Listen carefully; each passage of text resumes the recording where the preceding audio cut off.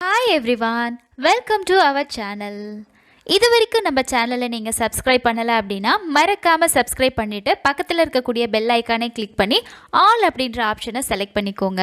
அப்போ தான் நாங்கள் போடக்கூடிய லேட்டஸ்ட் வீடியோஸ் உங்களுக்கு நோட்டிஃபிகேஷனாக வரும்.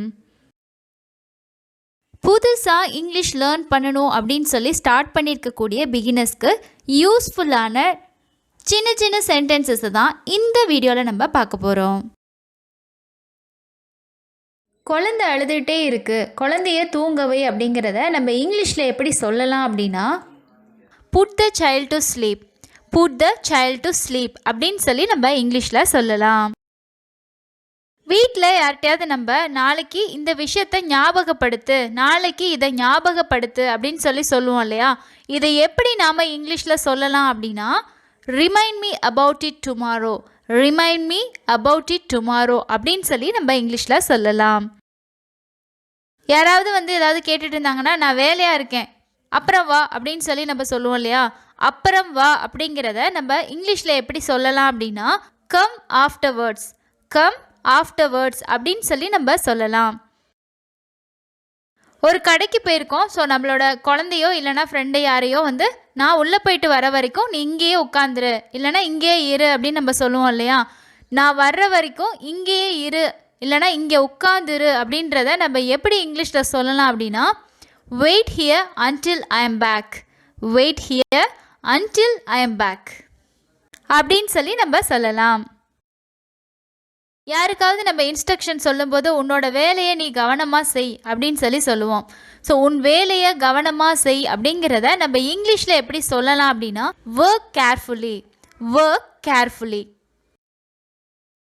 ஃப்ரெண்ட்ஸ் எல்லாம் பேசிகிட்டு இருக்கோம், ஸோ பேசி எல்லா விஷயமும் முடிச்சாச்சு, ஸோ நீ இனி போகலாம், எனக்கு வேலை இருக்குது அப்படிங்கிறத நம்ம இங்கிலீஷில் எப்படி சொல்லலாம் அப்படின்னா you may go now, I have some work, you may go now, I have some work அப்படின்னு சொல்லி நம்ம இங்கிலீஷில் சொல்லலாம். இந்த விஷயத்த நோட் பண்ணி வச்சுக்க இல்லைனா இதை நோட் பண்ணிக்க அப்படிங்கிறத நம்ம இங்கிலீஷில் எப்படி சொல்லலாம் அப்படின்னா note this down, note this down அப்படின்னு சொல்லி நம்ம சொல்லலாம். ஸோ நம்ம பசங்களோ யாராவது கடைக்கோ ஏதோ ஒரு விஷயமா போகிறாங்க அப்படின்னா சீக்கிரமாக திரும்பி வா அப்படின்னு சொல்லி நம்ம சொல்லுவோம் இல்லையா. ஸோ சீக்கிரமாக போயிட்டு வந்துரு இல்லைனா சீக்கிரம் திரும்பி வா அப்படின்னு சொல்லுவோம். ஸோ சீக்கிரமாக திரும்பி வா அப்படிங்கிறத நம்ம இங்கிலீஷில் எப்படி சொல்லலாம் come back soon, come back soon அப்படின்னு சொல்லி நம்ம சொல்லலாம்.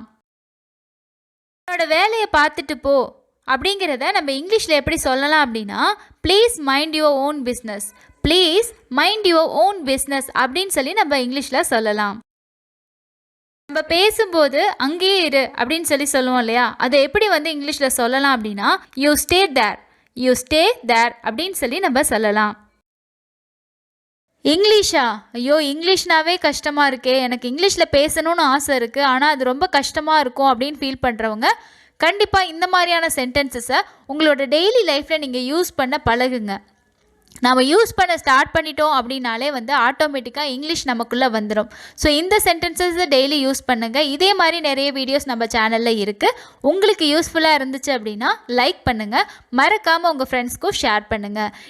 தேங்க்ஸ் ஃபார் வாட்சிங்.